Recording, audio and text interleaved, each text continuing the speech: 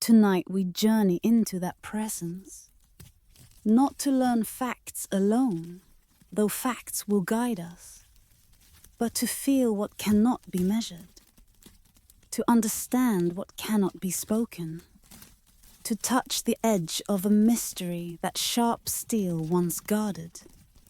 The samurai await. Their story has never truly been told, until now.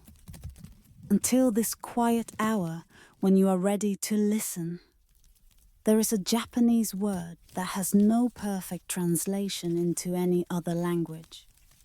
The word is bushido, and though we render it as the way of the warrior, something essential escapes in that rendering. For bushido was never merely a code of conduct, never simply rules that warriors followed. It was a way of being in the world, an orientation toward existence itself, a philosophy that transformed violence into art and death into doorway. The samurai who lived by bushido understood something that most humans avoid understanding. They understood that they would die, not as abstract knowledge that everyone possesses but no one truly believes, but as lived reality that shaped every moment. They woke each morning having already died in their minds.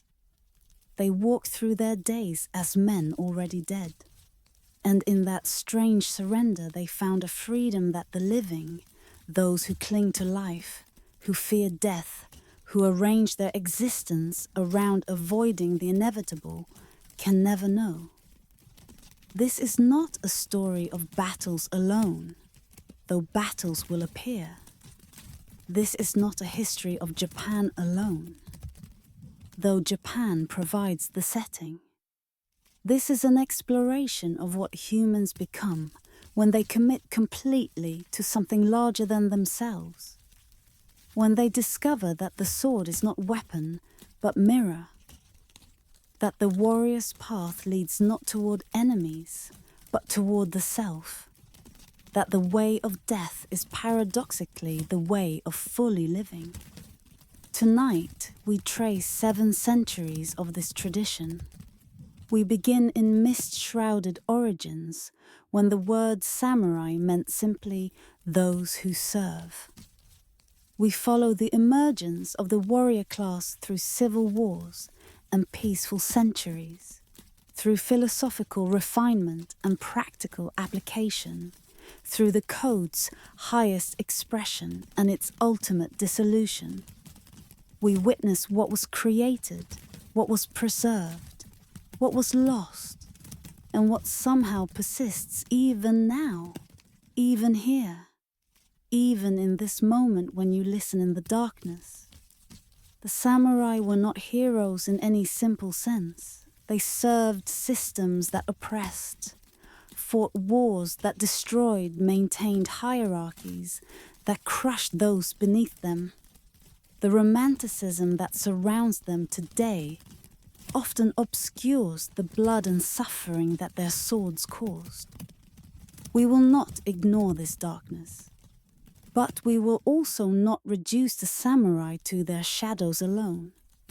For within the tradition, alongside the violence, something genuinely noble emerged.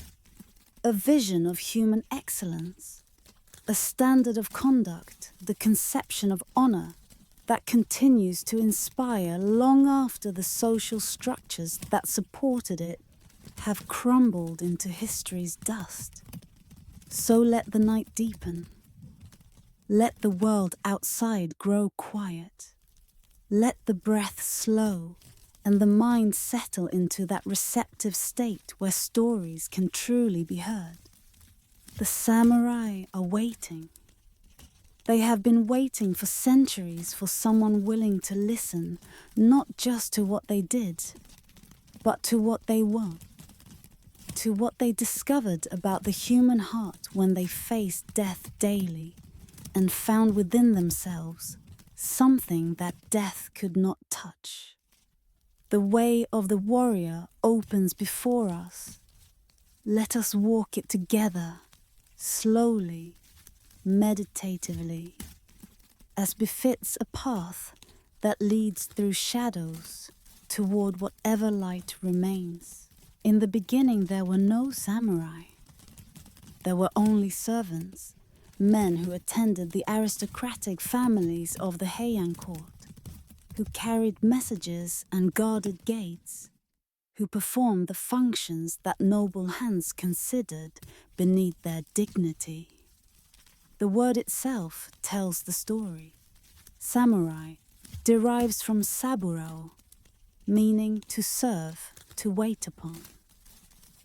These were not warriors born, but servants who learned to fight because their masters required protection in an age when central authority was dissolving and bandits roamed the provinces with increasing boldness. The Heian period stretched from 794 to 1195, and its capital at Kyoto was a place of extraordinary refinement. Poetry was composed according to elaborate rules. Clothing was selected with attention to subtle color combinations that indicated taste and breeding. The aristocrats who gathered in the emperor's court considered themselves the pinnacle of civilization, and in certain respects they were. Their aesthetic achievements remain influential over a millennium later, but they had forgotten how to fight, had perhaps never known. The men of the court wore swords as ornaments, as symbols of status, not as tools they could actually use. Meanwhile, in the provinces, a different kind of man was emerging. The estate managers and minor officials who administered aristocratic landholdings faced practical problems that poetry could not solve. Bandits needed to be driven away. Rival claimants needed to be resisted. The frontier regions where the empire touched unconquered territories required men who could actually wield the weapons they carried. These men, provincial, practical, dismissed by court aristocrats as crude, were developing skills that would eventually make them masters of Japan. The transformation happened gradually. Families that had served as warriors for generations began to take pride in their martial heritage. The Minamoto and the Taira, two clans whose rivalry would reshape Japan, traced their origins to imperial princes who had been sent to the provinces when the court had too many potential heirs. These men brought prestiges to the warrior calling. They were descended from emperors, yet they fought rather than composed poetry, rode horses into battle rather than through gardens. Their example elevated the warrior's status, suggested that martial skill was compatible with noble blood, began the long process of transforming servants into lords. The pivotal moment came in 1185, when the Genpei War concluded with the Minamoto clan's victory over the Taira. The victorious Minamoto Yoritomo established what historians call the Kamakura shogunate, a military government that would rule Japan even while emperors continued to reign in Kyoto. The court remained, its ceremonies preserved, its cultural authority acknowledged. But real power had shifted to warriors. The age of the samurai had begun. What distinguished these early samurai from warriors elsewhere? Many things, but perhaps most fundamentally, their relationship with death. Other warrior cultures have produced brave men willing to die in battle. But the samurai developed something different. A philosophy that made death not merely acceptable, but desirable. That saw falling in combat as the warrior's highest achievement. that transformed the fear of death into something approaching its opposite. The roots of this philosophy lay in Buddhism, which taught that attachment to life caused suffering, and in Shinto, which venerated ancestors and saw death as transition rather than ending. But the samurai synthesized these influences into something new, a warrior's spirituality that made the sword into a sacred object and combat into a form of meditation. The training began in childhood. Sons of samurai families learned to ride before they could walk steadily, learned to draw bows that adults found challenging, learned that pain was to be endured in silence, that fear was to be faced directly, that death was to be contemplated daily until it lost its power to paralyze. The young samurai was taught to begin each day by imagining his own death, by spear, by arrow, by sword, by fire, by drowning, by every manner of ending, so that when death actually approached, it would be familiar, would be almost welcomed as the fulfillment of what had been rehearsed for a lifetime. This relationship with death shaped everything else. Because the samurai had already surrendered his life, he could act without the hesitation that self-preservation introduces. Because he had accepted that today might be his last day, he could give himself completely to the present moment. Because death held no terror, dishonor became the only thing truly feared, and avoiding dishonor, preserving the reputation that would survive the body, became the organizing principle of existence. The sword embodied this philosophy. Unlike weapons in other cultures, the Japanese sword was never merely a tool. It was considered the warrior's soul made visible, the physical manifestation of his spiritual development. The blade was forged through processes that were as much ritual as metallurgy. The swordsmith purified himself before beginning, wore white robes like a priest, hung sacred ropes around his forge, prayed to the gods of fire and steel. The folding of the metal, repeated thousands of times, removed impurities but also created the distinctive patterns that made each blade unique, that allowed experts to identify which master had created which sword across centuries of production. When a samurai received his sword, he received a responsibility. The blade required care, oiling, polishing, protection from moisture that might cause rust. It required respect, never to be drawn without purpose, never to be handled carelessly, never to be used for tasks beneath its dignity. It required understanding. The samurai was expected to know his blade intimately, to recognize its particular strengths and tendencies, to treat it as a partner rather than a possession.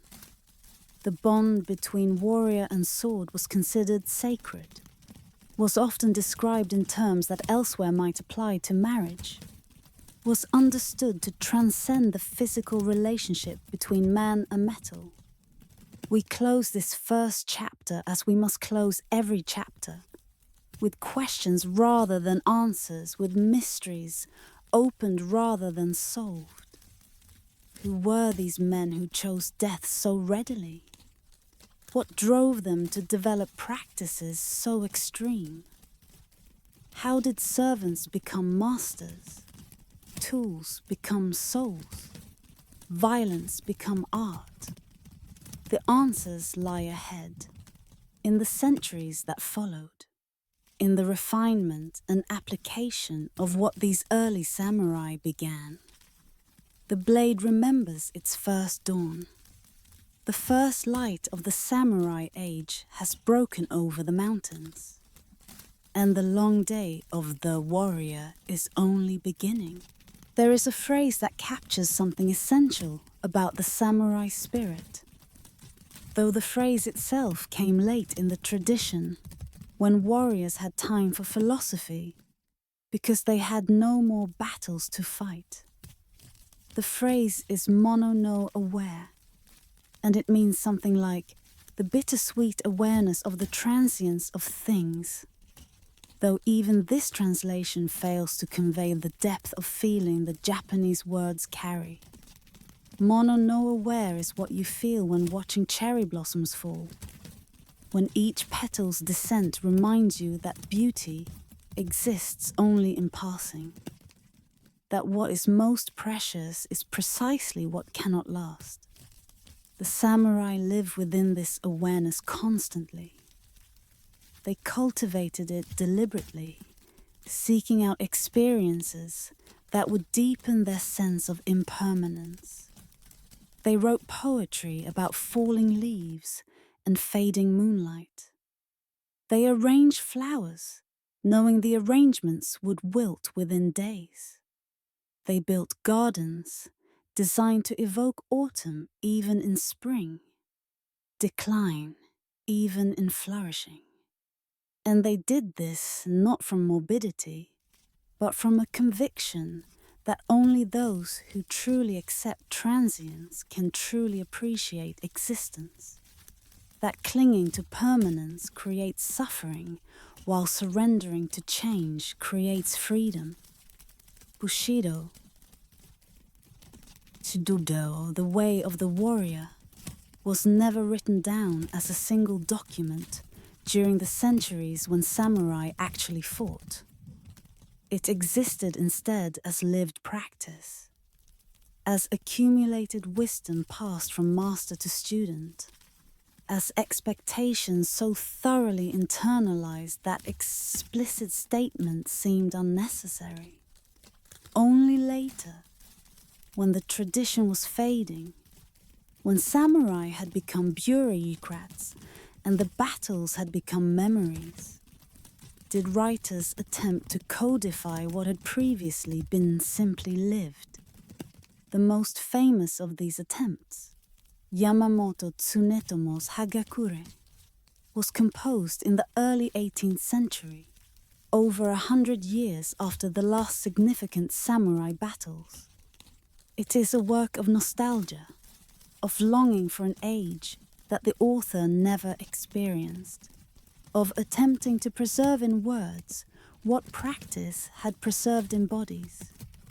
Yet even in its nostalgic form, Hagakure captures something genuine.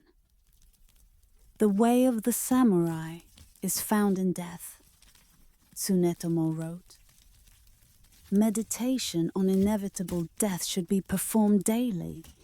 Every day when one's body and mind are at peace, one should meditate upon being ripped apart by arrows, rifles, spears and swords, being carried away by surging waves, being thrown into the midst of a great fire, being struck by lightning, being shaken to death by a great earthquake, falling from 1,000-foot cliffs, dying of disease, or committing seppuku at the death of one's master.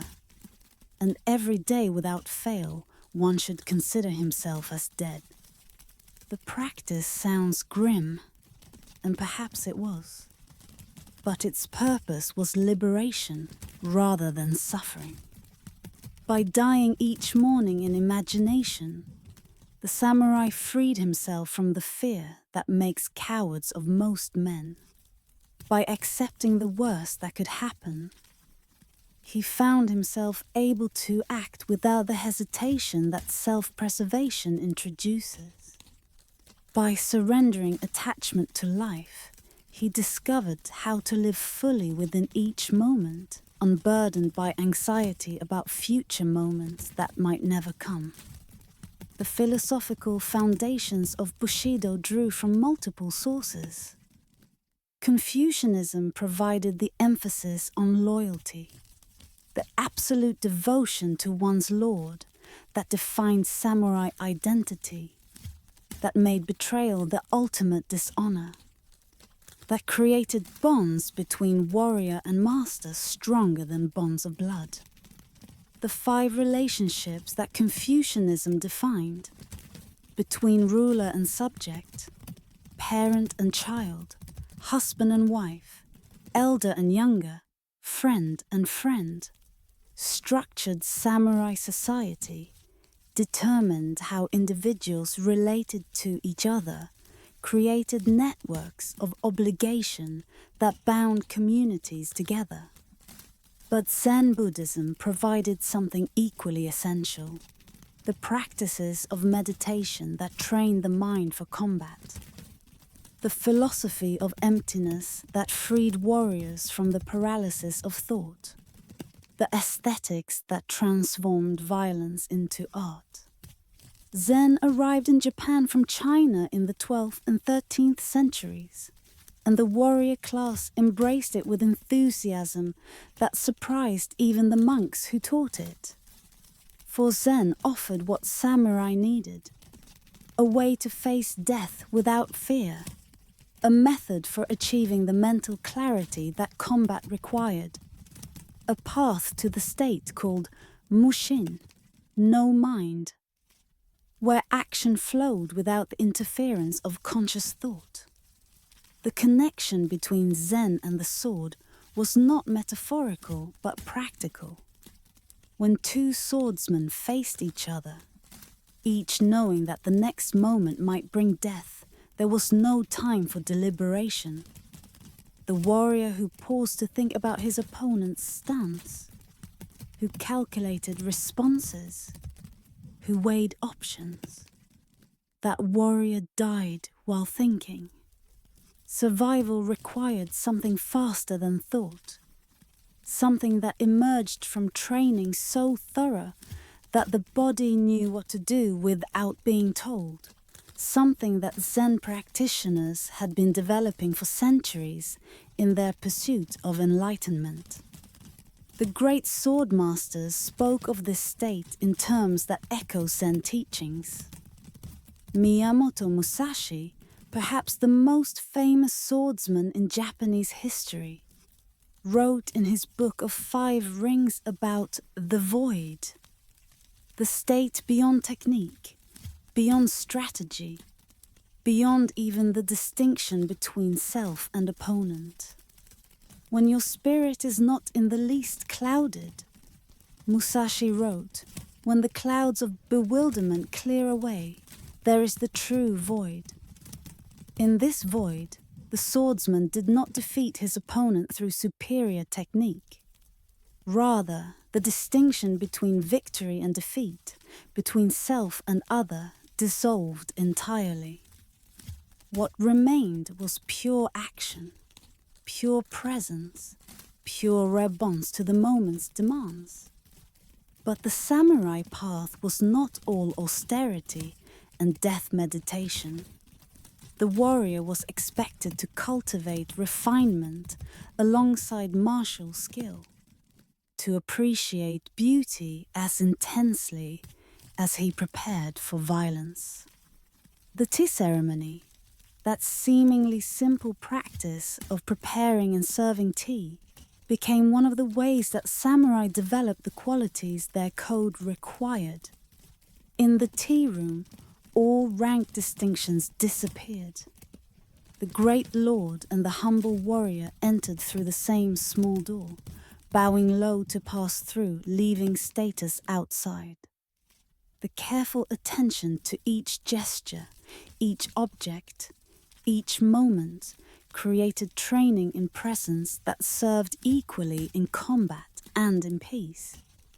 The aesthetic principles of tea, simplicity, restraint, appreciation of imperfection, shaped samurai culture broadly, influenced architecture and garden design and poetry and painting. Flower arrangements similarly serve purposes beyond decoration.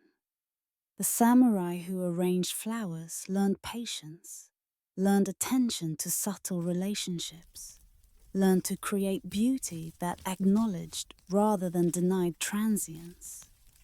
The arrangements were designed to be temporary, to express the seasons passing, to embody mono no aware in visual form.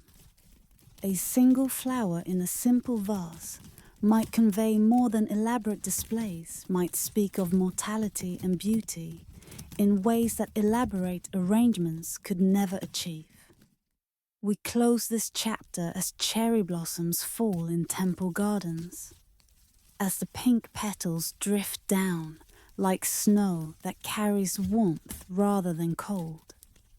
The scrolls of Bushido were never written while the tradition lived, were only composed when it was fading, when words were needed, because practice was ending.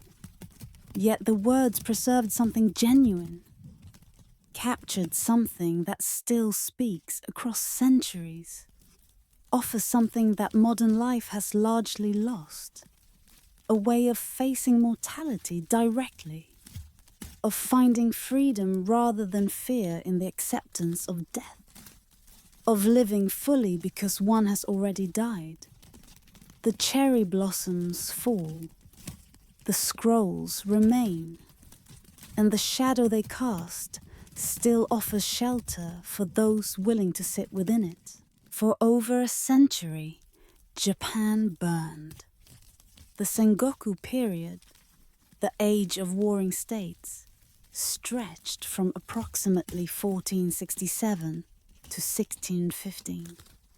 And during these years, the samurai proved everything their training had prepared them for. Central authority collapsed. The shogunate, that had maintained order since the Kamakura period, lost its grip. Provincial lords declared independence. Alliances formed and shattered. Castles rose on every strategic hilltop. And the samurai, those warriors who had trained for generations, finally faced the battles their ancestors had imagined. The chaos began with a succession dispute and a conflict between rival shogunal deputies that historians call the Onin War. For 10 years, Kyoto itself became a battlefield, the ancient capital reduced to ruins as competing armies fought through its streets. When the violence finally subsided, no one had clearly won, but something essential had changed. The old order was dead. Whatever replaced it would be built by those strong enough to seize power and hold it. What followed was warfare on a scale Japan had never seen. The country fragmented into dozens of competing domains, each ruled by a daimyo, a great name, who maintained power through military force and constantly schemed to expand territory at neighbors' expense. The fighting was brutal, was nearly constant, was driven by a simple logic: expand or be destroyed.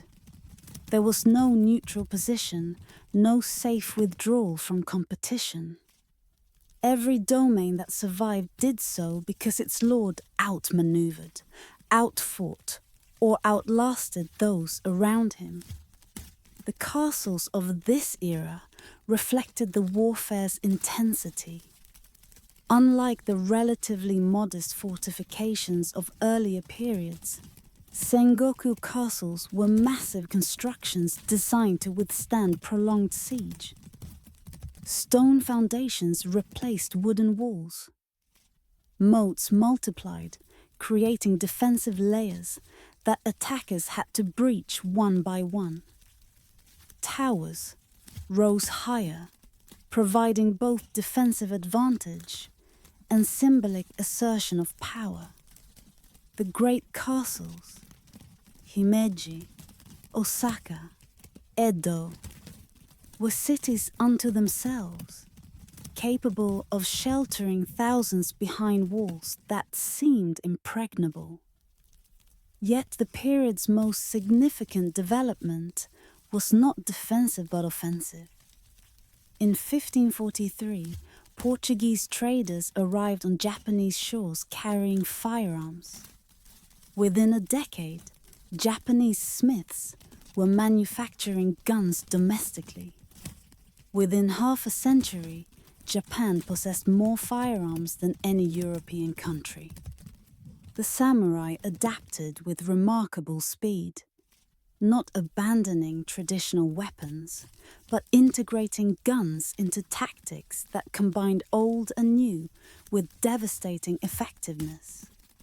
Oda Nobunaga was the first of the three great unifiers, and his career demonstrated what the new warfare demanded. He was not the most powerful lord when he began his rise, nor the most respected. What he possessed was willingness to discard traditions that no longer served, to use whatever worked regardless of what precedent suggested. He employed firearms more effectively than any contemporary, creating formations of massed arquebusiers whose rotating volleys could shatter cavalry charges that had dominated earlier warfare. He promoted men based on ability rather than birth, shocking a society that believed status was inherited. He burned the warrior monk monasteries of Mount Hiei, killing thousands who had considered their religious status protection against military attack. Nobunaga nearly unified Japan but died before completing the task. Betrayed by one of his own generals in 1582, forced to commit ritual suicide in a burning temple. His successor, Toyotomi Hideyoshi, was even more remarkable. A man of peasant birth who rose through ability alone to become Japan's supreme military commander.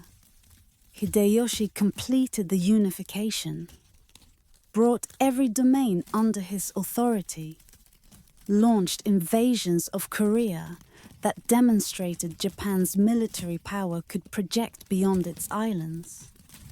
But Hideyoshi too died before fully securing what he had built, leaving a young son whose regions would soon turn against each other.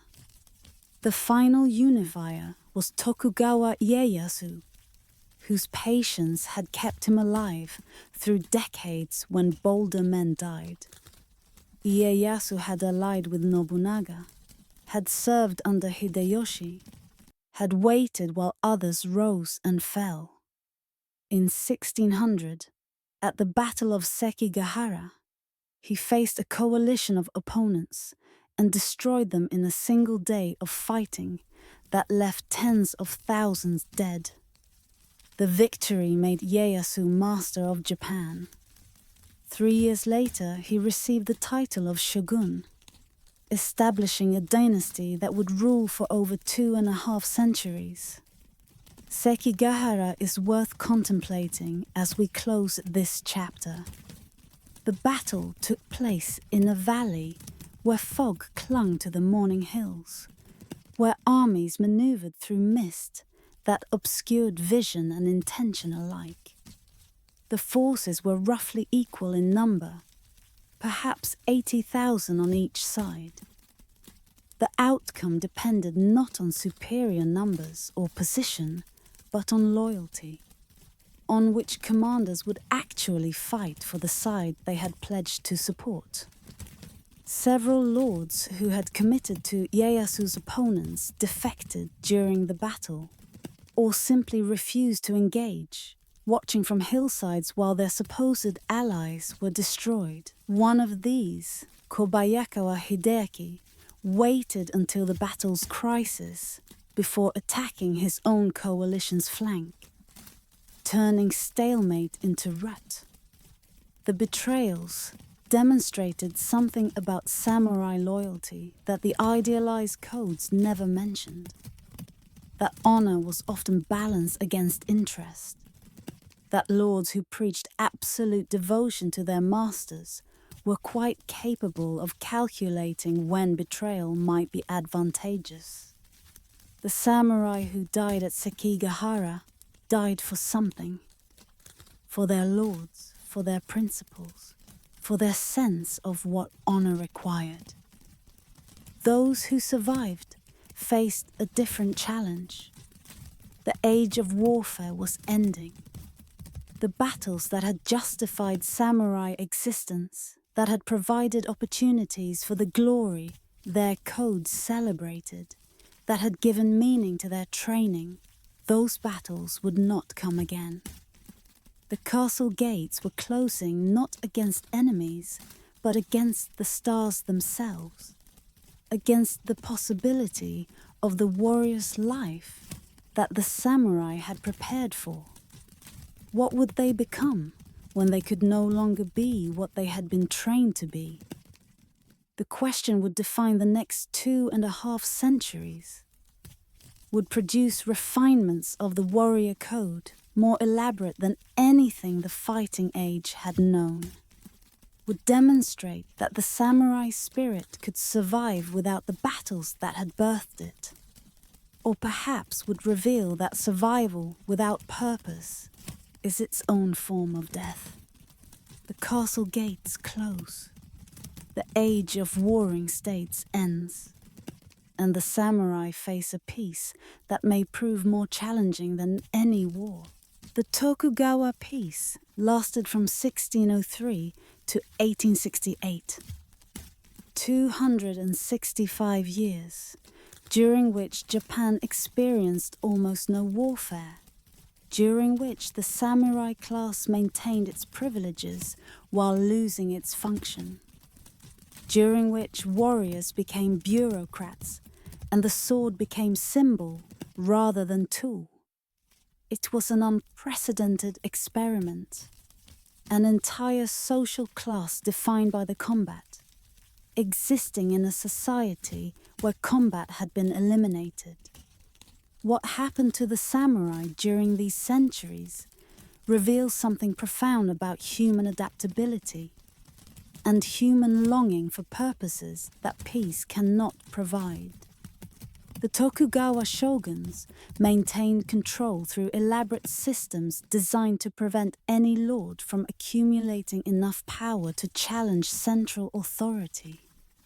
The Sankin Kotai system required daimyo to spend alternate years in Edo, the shogunal capital, keeping their families there permanently as hostages.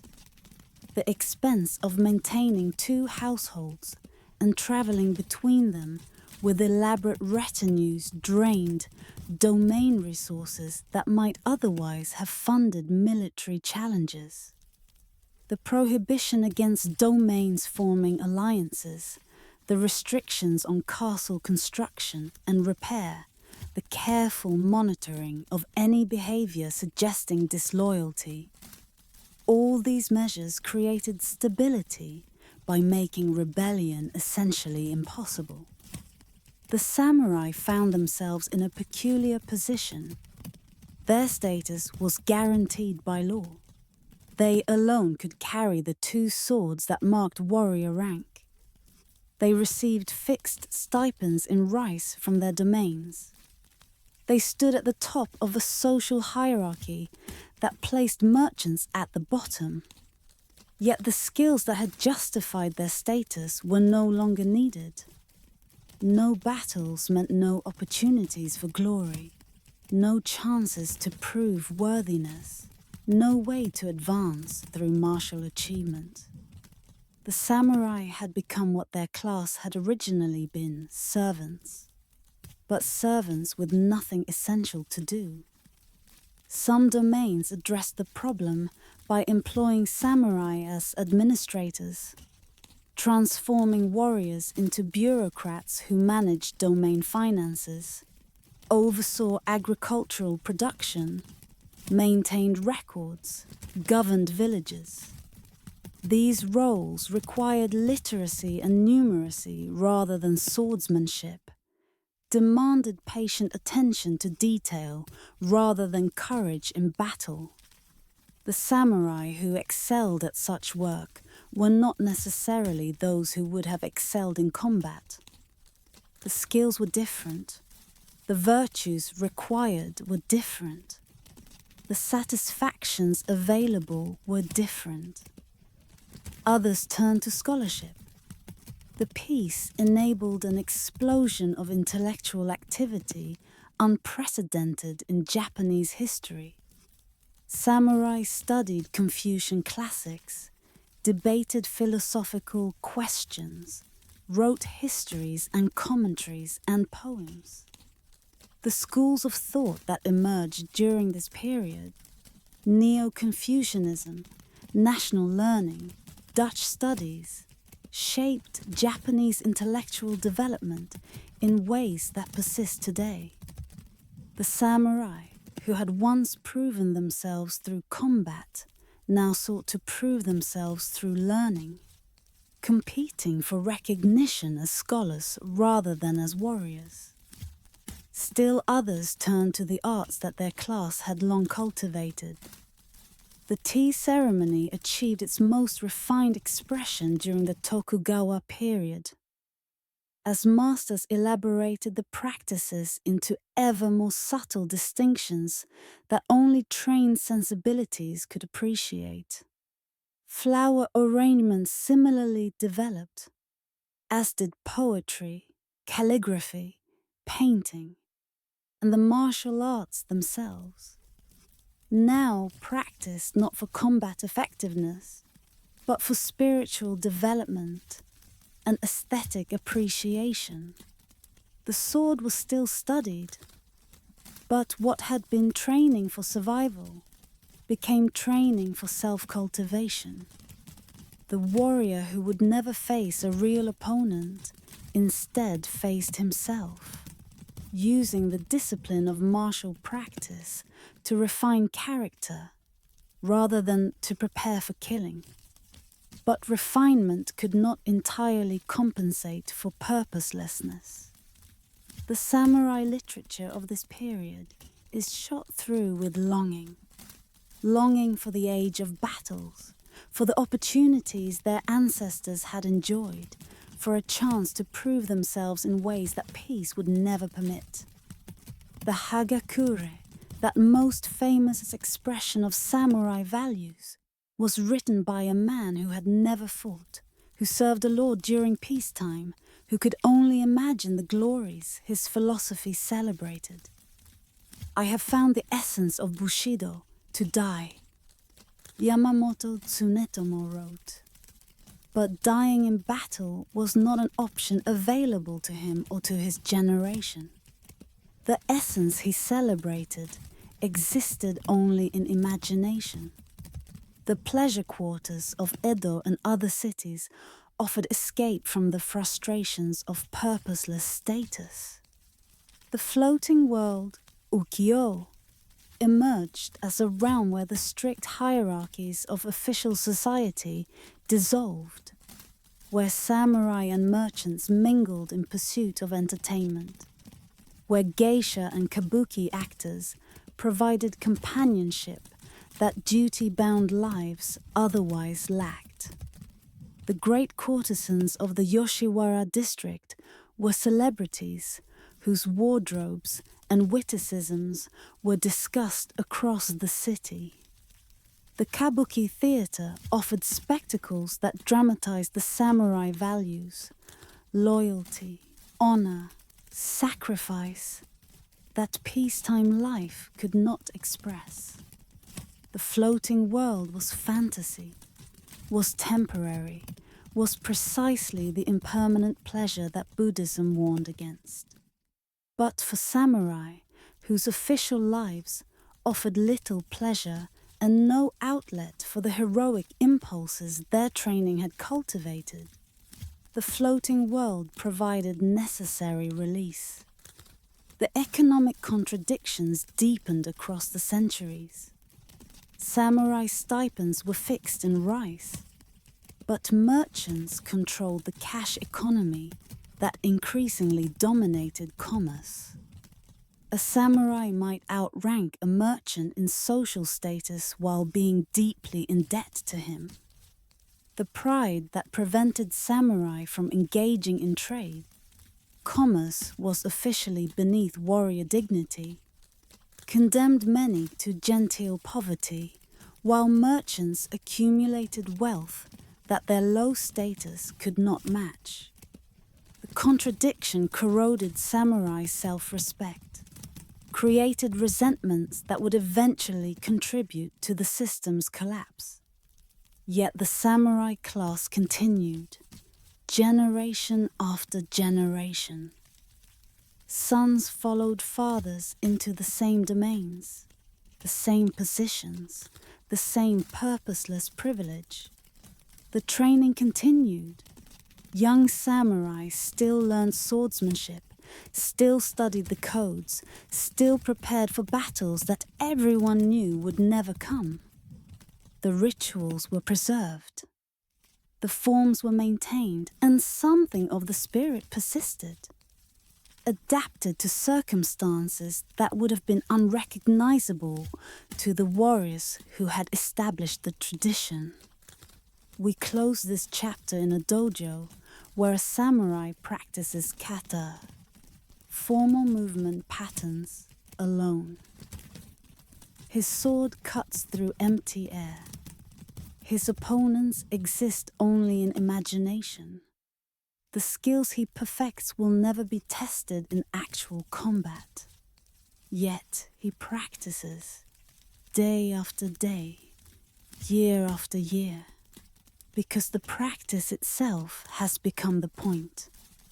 The sword that was once tool for killing has become tool for self-cultivation. The warrior who cannot fight external enemies fights instead the internal enemies of laziness, impatience, inattention, fear. The floating world drifts by outside the dojo walls. But here, in the discipline of practice, something of the warrior's way persists. The dream continues, even though the dreamers know they are dreaming. The samurai spirit survives even as the samurai function has vanished. And the question that peace could never answer, what purpose do warriors serve when there is no war, remains suspended, awaiting the awakening that history will eventually provide. In the first month of the year 1703, 47 ronin, masterless samurai, completed an act that would make them legends. They had waited nearly 2 years for this night, enduring disgrace and suspicion, allowing the world to believe they had abandoned the honor their class held sacred.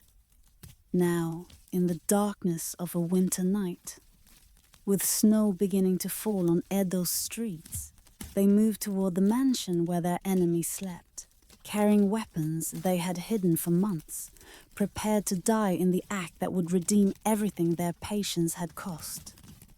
The story began almost 2 years earlier in the shogun's castle at Edo. The daimyo of a small domain, Asano Takumi no Kami, had been assigned to receive imperial envoys, an honor that required elaborate ceremonial knowledge he did not possess. A senior official, Kira Yoshinaka, had been appointed to instruct him in the proper forms. But Kira was arrogant, was corrupt, was insulting to the young lord who came to him for guidance. The tensions built over weeks until, within the castle itself, Asano drew his sword and struck at Kira, wounding but not killing him. Drawing a weapon in the shogun's castle was an unforgivable offense. Asano was ordered to commit seppuku, ritual suicide, the same day, with no opportunity to explain, no consideration of provocation, no chance to set his affairs in order. He obeyed, dying with dignity, leaving behind a wife, retainers, and a domain that the shogunate immediately confiscated. His samurai, over 300 men, became ronin, masterless warriors with no place in the social order, their status destroyed by their lord's moment of rage. The ronin faced an impossible situation. Samurai honor demanded that they avenge their lord's death, that they punish Kira, whose insults had driven Asano to his fatal action. But Kira was aware of the danger, had hired guards, had strengthened his mansion's defenses, was watching for any sign that the ronin might be planning revenge. The shogunate too was watching. Vendetta was illegal, and any attempt at revenge would be crushed by official force. The ronin seemed to have only two choices: accept dishonor by abandoning their duty to their lord, or die uselessly in a premature attempt that Kira's preparations would defeat. Their leader, Oishi Kuranosuke, chose a third path. He gathered the 47 men who remained committed to revenge and proposed a strategy of deliberate deception. They would separate, would appear to abandon their samurai identities, would behave so dishonorably that no one would believe they still planned to act. Oishi himself moved to Kyoto and frequented the pleasure quarters, drinking and carousing in ways that scandalized those who remembered his reputation. Other ronin took up trades, became merchants or craftsmen, visibly abandoned the warrior status that their circumstances had already legally destroyed. The performance was convincing. Kira's spies reported that the ronin had given up, that their leader was a dissolute drunk, that the threat had passed. Kira gradually relaxed his vigilance. He dismissed many of his guards. He returned to the routines of daily life, confident that the danger had faded. But the ronin had been preparing all along. They gathered information about Kira's mansion, its layout, its defenses, the habits of its household. They acquired weapons and smuggled them into Edo. They maintained secret communication despite their apparent separation. And they waited with patience that itself became a form of discipline, for the moment when their preparations would be sufficient and Kira's defenses would be lowered. That moment came on the 14th day of the 12th month, 1702. Under cover of a heavy snowfall, the 47 assembled. They divided into two groups, one to attack the front gate, another to breach the rear. They wore matching identifying cloaks so they could recognize each other in the confusion of combat. They carried the weapons they had hidden, the swords that would finally serve the purpose swords were made for. The attack began before dawn. The ronin overwhelmed the guards, many of whom were unprepared for combat that actually required fighting. They searched through the mansion, room by room, seeking Kira among the women and servants who cowered at their approach. They found him eventually, hiding in a shed, trembling, unable to face the death that his victim had faced with dignity. They offered him the chance to die honorably, to commit seppuku as Asano had. He refused, or was unable, paralyzed by fear. So they killed him, and cut off his head and carried it through the snowy streets to the temple where their lord was buried. At Asano's grave, they washed Kira's head and placed it before the tomb. They had avenged their master. They had fulfilled the duty that honor demanded. They had accomplished what everyone had believed impossible, destroyed a powerful enemy who had been protected by the shogunate itself. Now they surrendered to the authorities and awaited the judgment they knew would come. The shogunate faced a dilemma. The Ronin had broken the law. Vendetta was prohibited, and their action could not be officially approved without undermining the legal order. But they had also embodied samurai values more purely than anyone in living memory, had demonstrated loyalty so absolute that it survived disgrace, patience so disciplined that it lasted years, courage so complete that it faced certain death without flinching. The public admired them. Even officials who condemned their action respected their character. To execute them as common criminals would dishonor virtues that the entire social order was supposedly built upon. The solution was a compromise that honored both law and Bushido. The Ronin were sentenced to death, but allowed to die as samurai, by their own hands through seppuku, rather than through the executioner's sword that criminals faced. On the 4th day of the 2nd month, 1703, all 46 surviving Ronin, one had been sent away before the attack to inform Asano's family and was later pardoned, committed ritual suicide. They were buried at the temple where their lord rested, their graves becoming a place of pilgrimage that continues to draw visitors 3 centuries later. What does the story of the 47 Ronin mean? It has been interpreted countless times in plays and films and novels and academic analyses, each interpretation revealing as much about its interpreters as about the events themselves. The Ronin have been celebrated as exemplars of loyalty, as proof that samurai values were real and not merely theoretical, as evidence that the warrior spirit could survive even the corruption of the Tokugawa peace. They have been criticized as fanatics whose obsession with honor led them to murder a frightened old man, as victims of a code that valued revenge over justice, as examples of how ideology can transform violence into virtue. We close this chapter at their graves, where incense still burns and visitors still bow.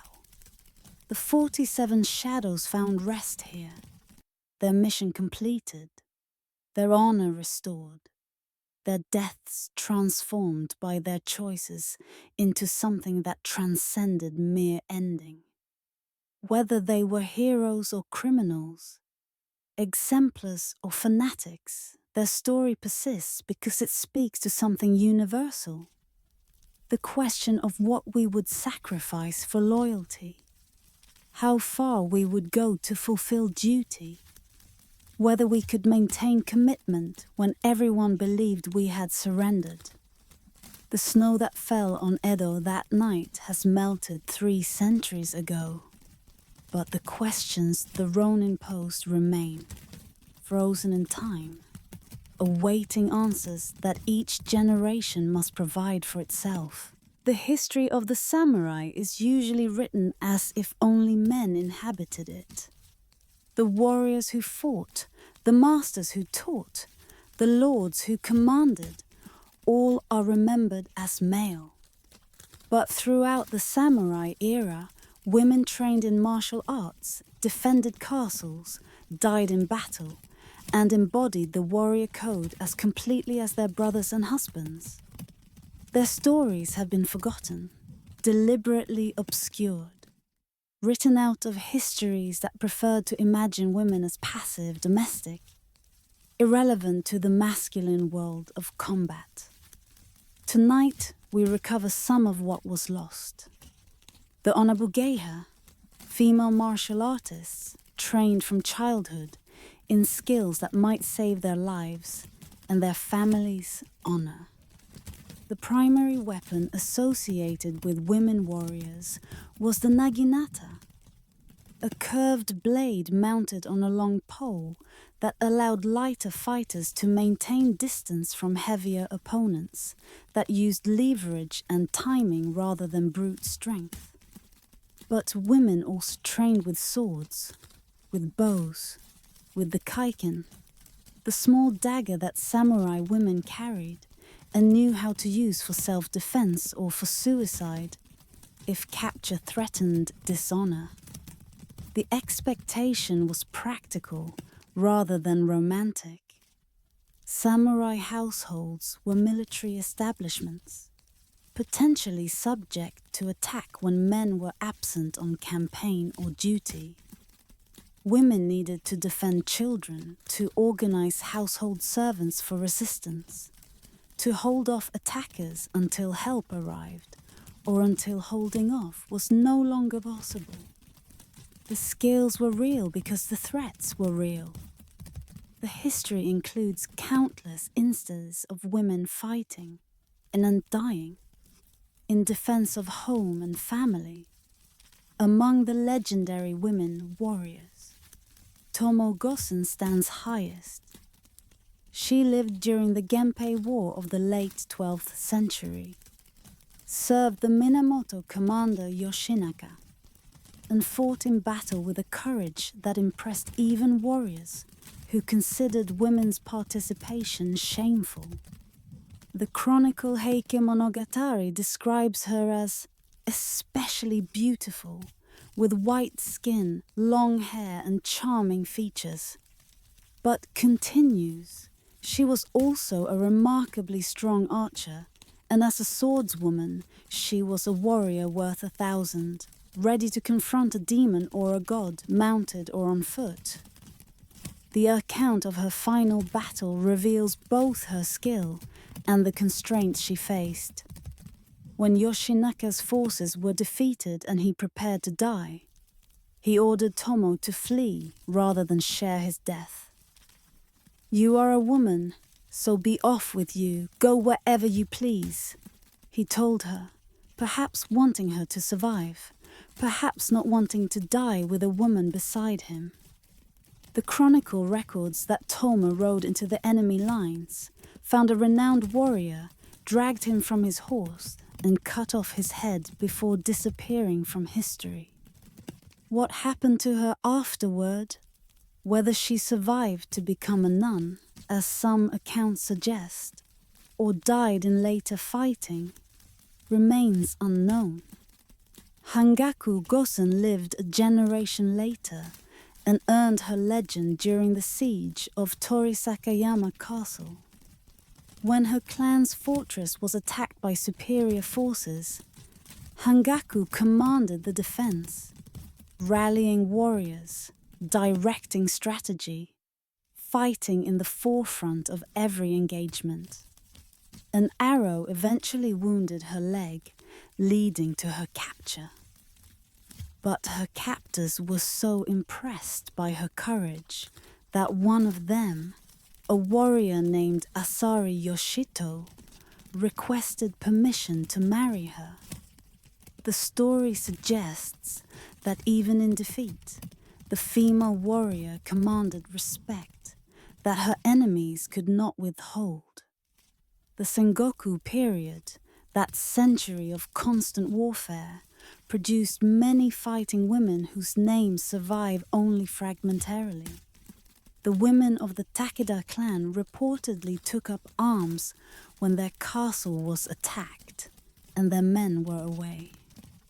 The siege of Suwamori Castle in 1584 saw women fighting alongside men in defense of walls that eventually fell.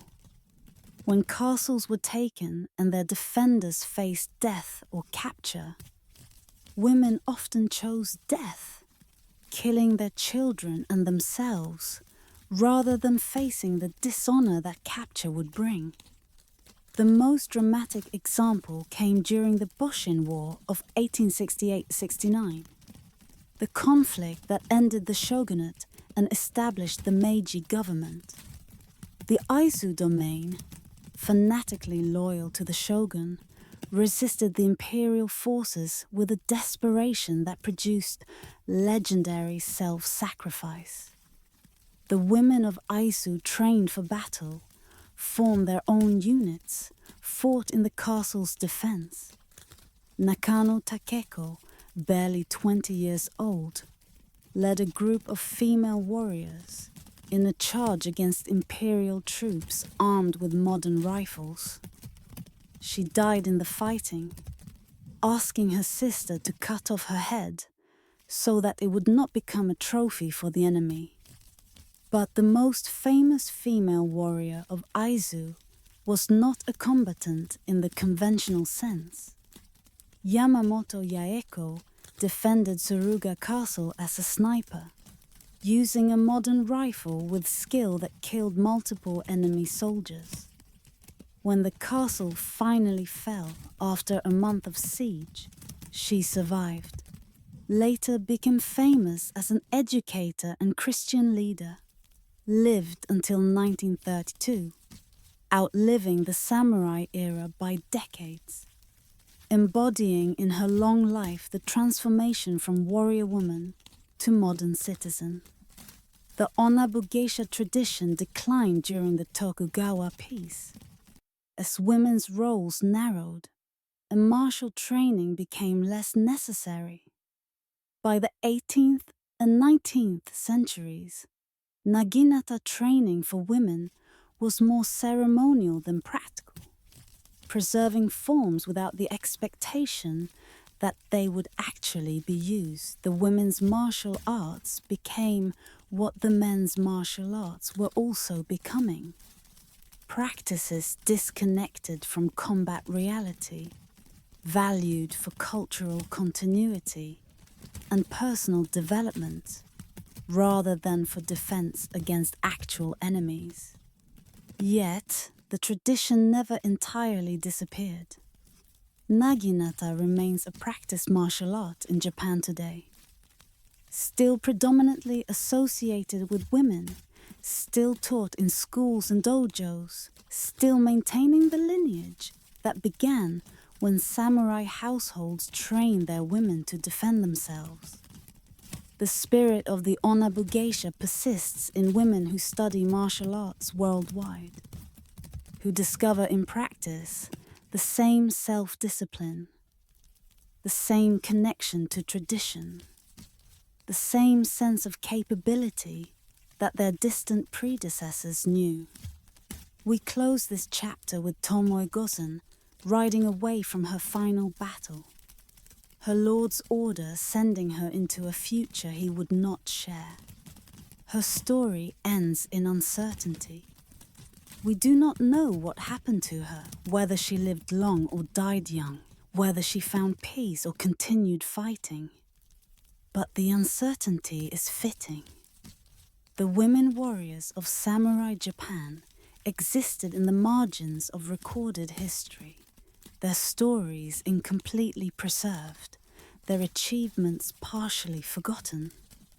They walked in firelight, visible when circumstances made them visible, disappearing into shadow when peace or prejudice permitted their forgetting.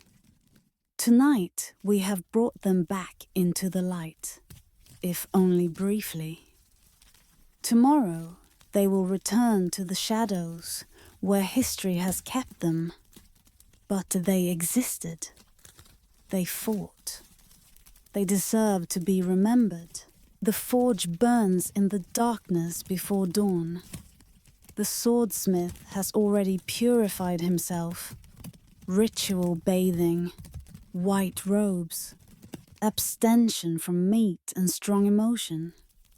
He has hung sacred ropes around his workspace, establishing boundaries that separate the profane world from the sacred act of creation. He has prayed to the gods of fire and metal, asking their blessing on the work ahead. Now he stands before the flames, ready to begin the labor that will consume him for weeks. that will test every skill he has spent a lifetime developing, that will produce, if the gods favor him, a blade worthy of a warrior's soul. Japanese swordsmithing was never merely metallurgy. It was spiritual practice, artistic expression, scientific achievement, and sacred mystery combined. The swordsmiths who produced the legendary blades were considered artists, as elevated as painters or poets, were patronized by lords who paid fortunes for their work, were revered across centuries for creating objects that transcended their function as weapons to become symbols of everything the samurai represented. The process began with raw iron, tatara steel, produced from iron sands smelted in traditional clay furnaces that produced a distinctive type of high-carbon steel.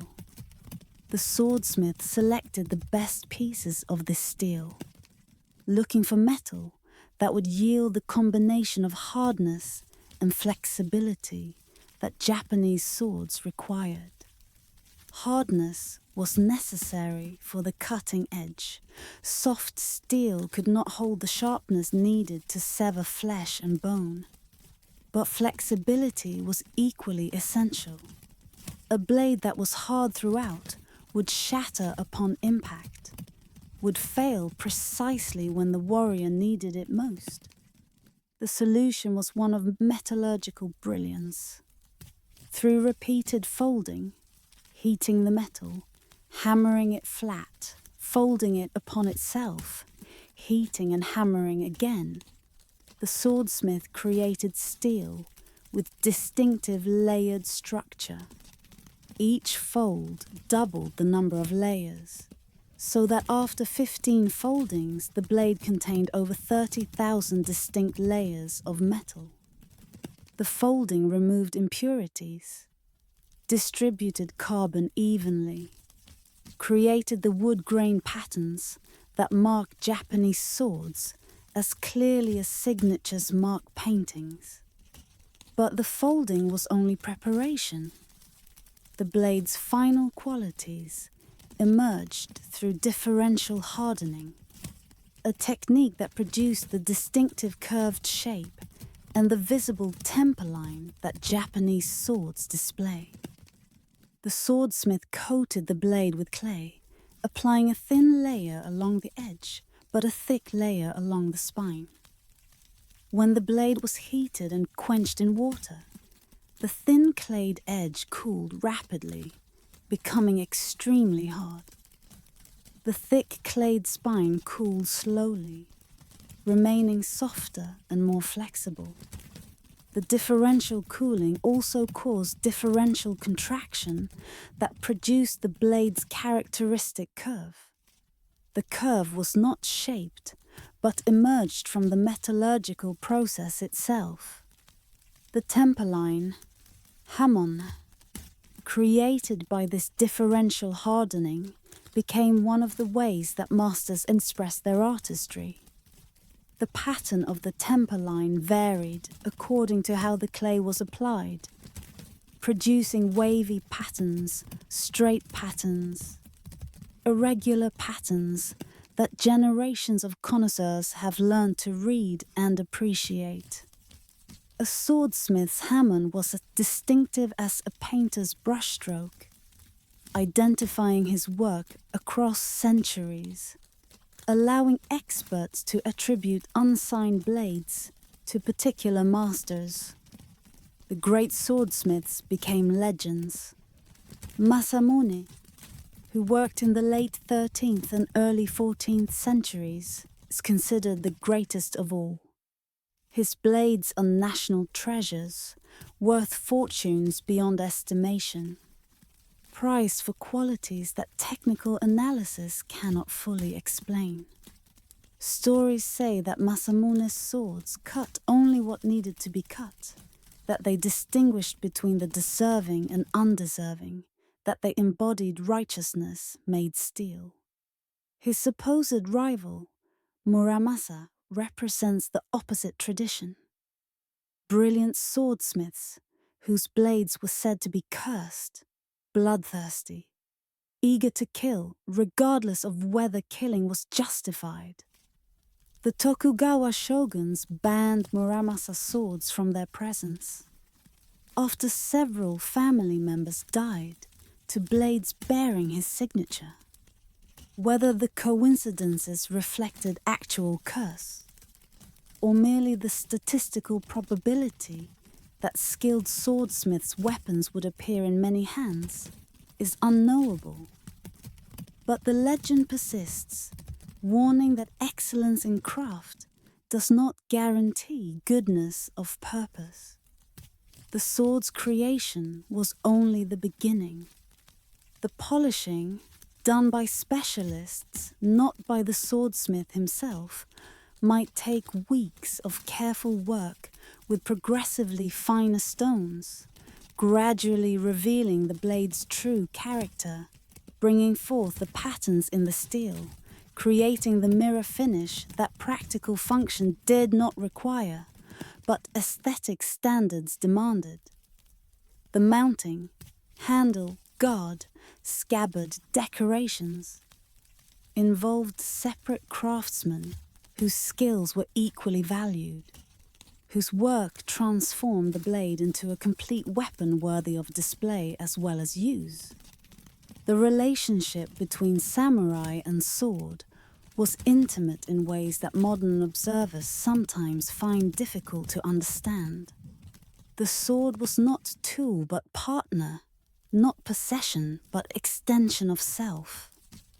Warriors named their swords, spoke to them, thanked them for service, treated them with respect that might otherwise be reserved for living beings. The sword was cared for constantly, oiled against rust, stored properly, drawn and cleaned regularly to prevent deterioration.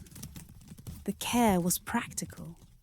A neglected sword might fail when needed, but was also spiritual, honoring the blade as something more than metal shaped into useful form. When samurai surrendered their swords in the Meiji period, they surrendered more than weapons. They surrendered symbols of identity, embodiments of tradition, connections to ancestors who had carried those same blades in service to lords. The forced surrender was deliberate.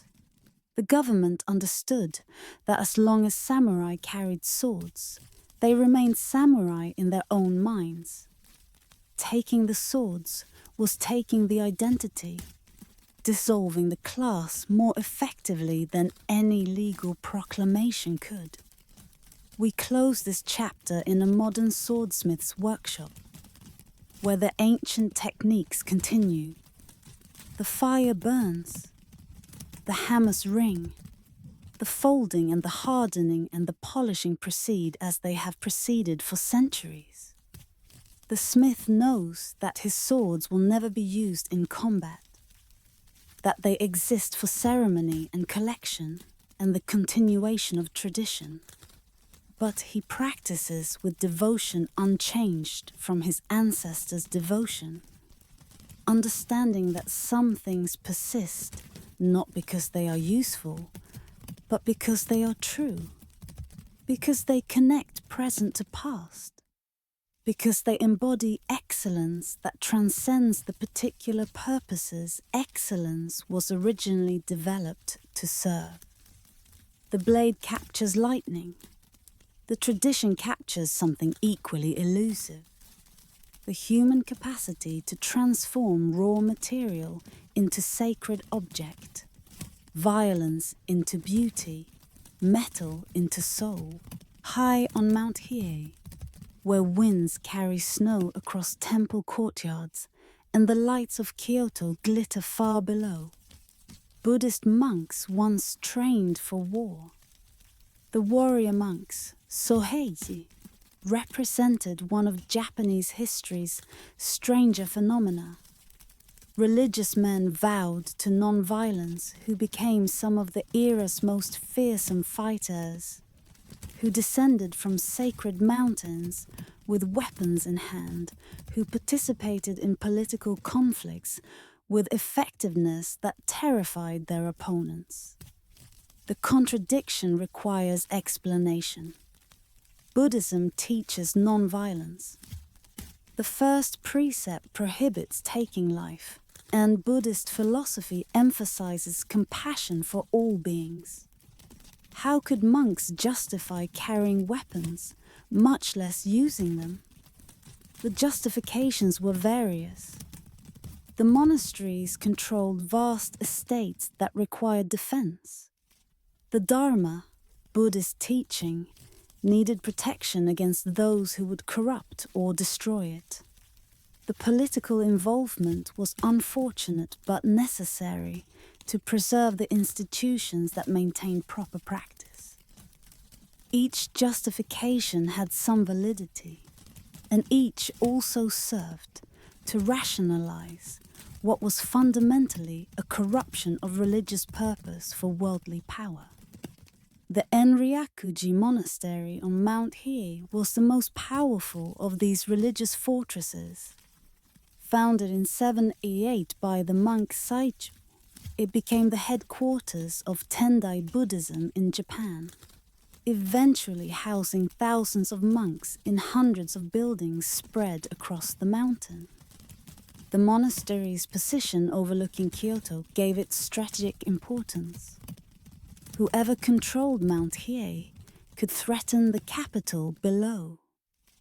The monks used this advantage repeatedly, descending to Kyoto when their interests were threatened, sometimes carrying portable shrines that their opponents feared to attack, because doing so risked supernatural punishment. The warrior monks of Nara, centered on the great temples of Kofukuji and Todaiji, were equally formidable. These temples controlled enormous estates, employed thousands of retainers, fielded armies that could challenge imperial forces. The rivalry between the Nara temples and the Mount Hiei monastery added religious dimension to political conflicts, with each side claiming divine sanction for its position. But the Sohei were not the only religious warriors who influenced samurai culture.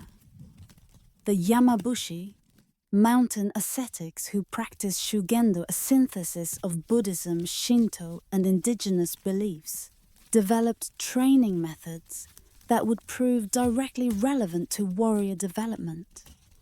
The Yamabushi subjected themselves to extreme hardship, climbing sacred mountains in all seasons, standing beneath freezing waterfalls, sitting in meditation through bitter nights, discovering through controlled suffering what human bodies and minds could endure. The connection to combat was direct. Battle subjected warriors to extremes of fear, fatigue, pain, and deprivation. Those who had already experienced extremes through religious practice faced battle's challenges with preparation their opponents lacked. The mental training was equally valuable. The Yamabushi developed practices for entering altered states of consciousness, for achieving the clarity and focus that combat required. Samurai who trained with Yamabushi masters learned techniques for calming fear, for maintaining presence when death approached, for achieving the mushin, no mind, that allowed response without the interference of conscious thought. Zen Buddhism's influence on samurai culture is better known but equally significant.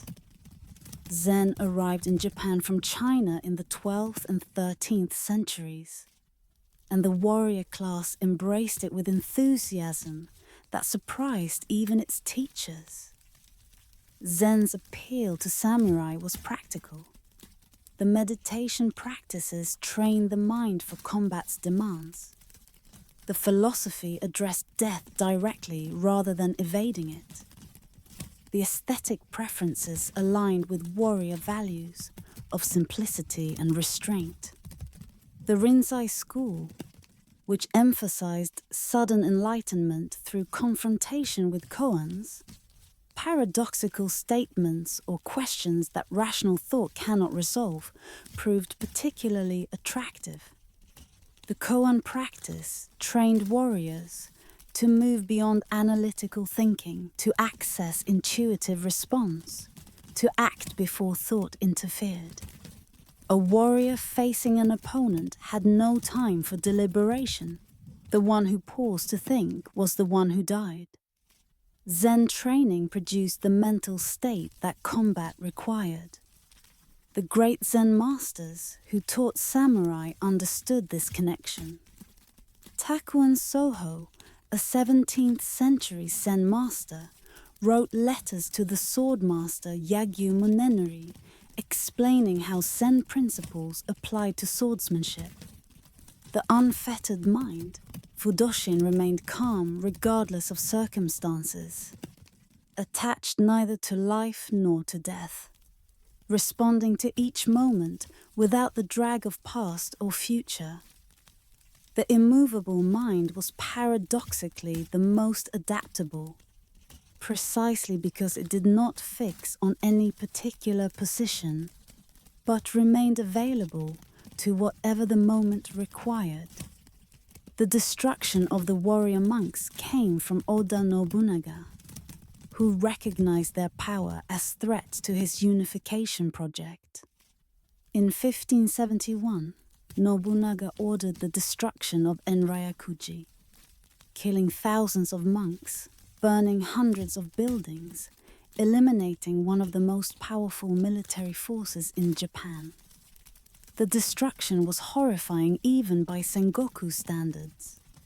Nobunaga's own allies were shocked at the scale of the massacre. But Nobunaga understood that religious authority, backed by military force, created opposition that could never be reconciled. The warrior monks had to be destroyed, not merely defeated. Other Buddhist militant centers met similar fates. The Ikko-Ikki, warrior bands affiliated with Pure Land Buddhism, resisted Nobunaga for decades, controlling entire provinces through religious solidarity backed by armed force. Nobunaga eventually crushed them through sieges that killed tens of thousands, establishing that religious authority would henceforth submit to secular power. We close this chapter as evening falls on Mount Hiei, where the reconstructed monastery buildings house monks who meditate rather than train for war. The warrior monks are gone, their power broken, their martial traditions abandoned. But something persists, the practices they developed, the training methods they refined, the understanding they achieved of how spiritual discipline creates capability for worldly action. The samurai who learned from them carried forward techniques whose religious origins were gradually forgotten, but whose effectiveness remained. The mountain where monks became warriors is peaceful now, but the path they opened, connecting sacred practice to martial achievement, remains walkable for those who seek what they found. On the 8th day of the 7th month, 1853, 4 ships appeared in Edo Bay. They were unlike any ships Japan had seen. Massive steam-powered vessels that moved against the wind, that belched black smoke from their stacks, that carried guns that could have destroyed any Japanese defensive position from distances Japanese weapons could not reach. The ships were American, commanded by Commodore Matthew Perry, carrying a letter from President Fillmore demanding that Japan open its ports to American trade. The Black Ships, as the Japanese called them, ended a world. Japan had been isolated for over 2 centuries. its ports closed to foreign trade except for a small Dutch outpost at Nagasaki, its people forbidden from traveling abroad on pain of death, its rulers determined to prevent the foreign contamination that had disrupted other Asian societies. The isolation had preserved traditional culture, maintained the samurai class's dominance, created conditions for artistic and intellectual development, undisturbed by outside influence. But the isolation had also prevented Japan from developing the technologies that Western nations had advanced during the same period. The black ships demonstrated, in a single terrifying display, that Japan's isolation had made it vulnerable to forces it could not resist. The shogunate's response revealed its weakness. Unable to fight, Japanese ships and weapons were hopelessly outmatched. It agreed to negotiate, eventually signing treaties that opened ports, granted extraterritorial rights to foreigners, imposed unequal tariffs. The treaties were humiliating, the accommodations shameful, the recognition that Japan had no choice devastating to samurai who had trained to defend their country, but found themselves unable to do so. The next 15 years were chaos. Different factions competed over how to respond, some urging immediate expulsion of the foreigners, others advocating rapid modernization, still others hoping to somehow restore the isolation that the black ships had forever ended. Samurai from powerful domains organized around the slogan, Son no Joy, revere the emperor, expel the barbarians, attacking foreigners and those who cooperated with them, destabilizing the shogunate, whose inability to prevent foreign intrusion had destroyed its legitimacy. The final crisis came in 1868. A coalition of domains, primarily Satsuma and Choshu, declared the restoration of imperial rule, ending the shogunate that had governed Japan for over 250 years. The former shogun resisted briefly, fighting a civil war that the restoration forces won through superior organization and, crucially, through access to modern weapons that foreign contacts had provided. The Boshin War was Japan's last samurai conflict, and it was decided not by sword skill, but by rifles and artillery, demonstrating that the age of the warrior had given way to the age of the machine. The Meiji government that followed was determined to prevent Japan from becoming another Asian colony, another victim of Western imperialism. The only way to do so was to match Western power through rapid modernization, to build factories, to create an army equipped with modern weapons, to develop a navy capable of defending Japanese waters. The transformation was astonishing in its speed and scope. Within a generation, Japan went from a feudal society with medieval technology to an industrial nation capable of defeating China and Russia in modern warfare. But modernization required destroying much of what had made Japan distinctive. The samurai class, that pillar of traditional society, was formally abolished in 1876. The carrying of swords was prohibited. The weapons that had defined samurai identity for centuries became illegal. The stipends that had supported samurai families were commuted to one-time payments that many families could not successfully invest.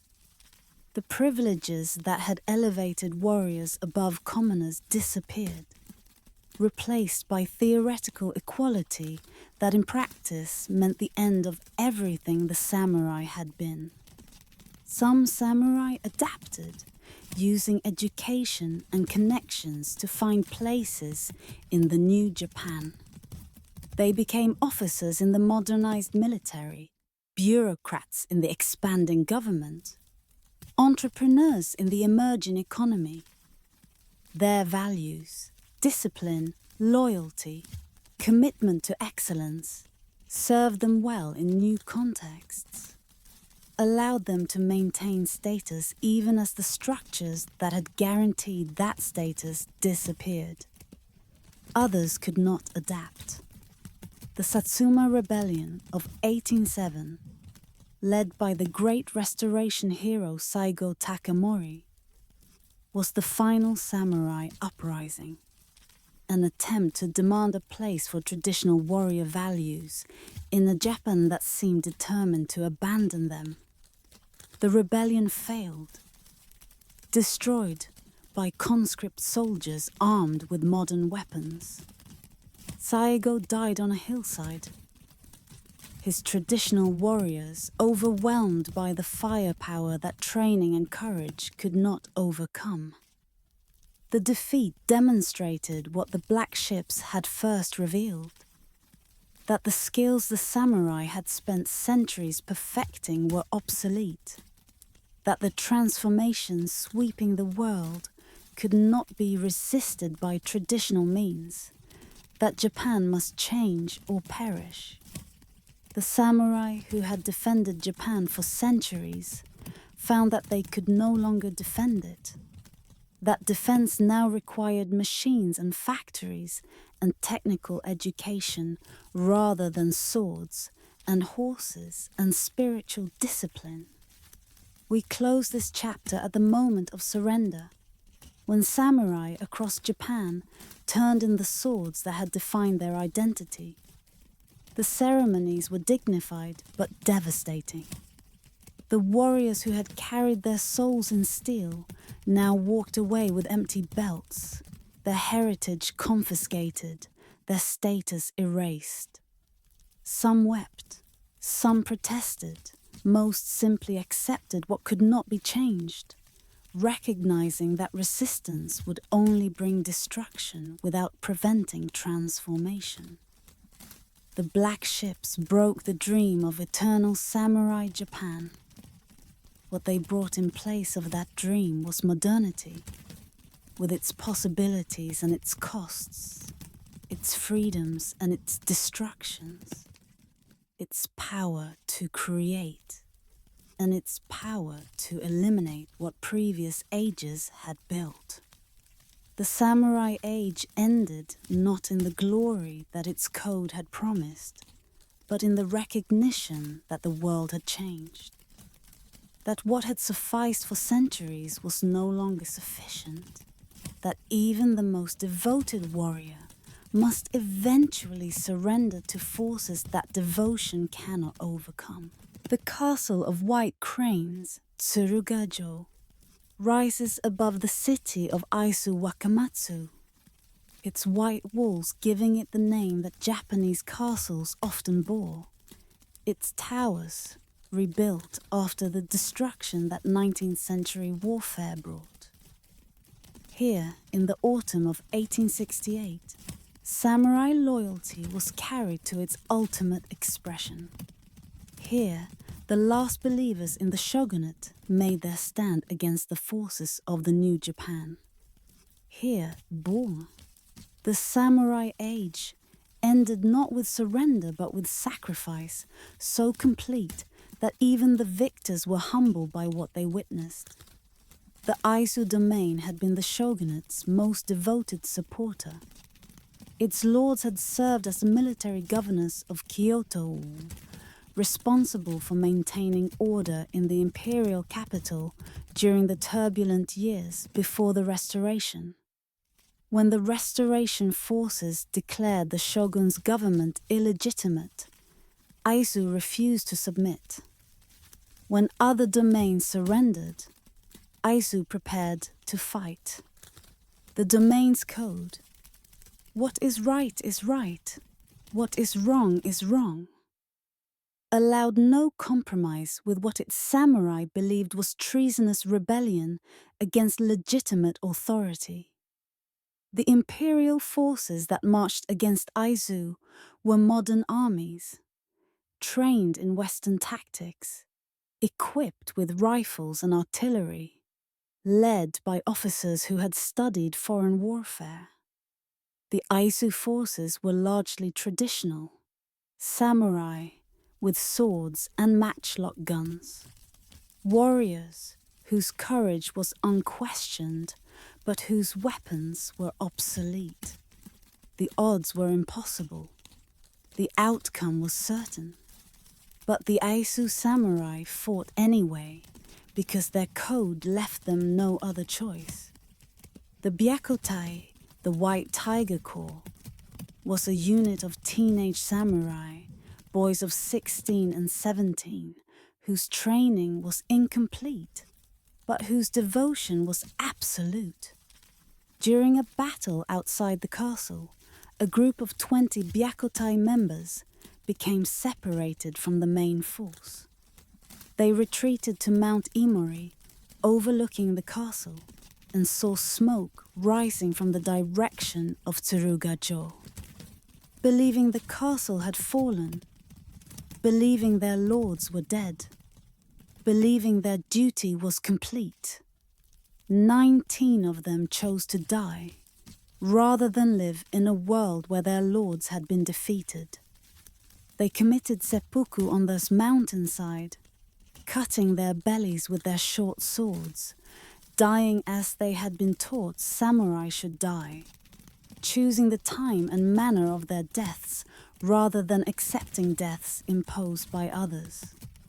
One boy survived, too young to cut deeply enough, found by a local woman who nursed his wounds. His survival allowed the story to be told, preserved for generations the devotion that drove teenagers to kill themselves rather than face the imagined dishonor of their lord's defeat.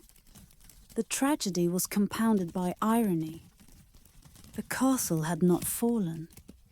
The smoke the boys saw came from other buildings in the castle town. Tsuruga-jo still held, its defenders still fighting, the resistance continuing for another month. The boys died for nothing, or rather died for a misperception that their code transformed into imperative. The story has haunted Japanese consciousness ever since, celebrated as exemplary loyalty by some, mourned as tragic waste by others, never forgotten because it embodies so purely the samurai willingness to choose death over dishonor. The women of Aizu fought alongside the men. Nakano Takeko, trained in the naginata from childhood, led a group of female warriors in a charge against imperial troops. When she was shot, she asked her sister to cut off her head so it would not become a trophy. Other women defended walls, tended wounded, chose suicide when the end became inevitable.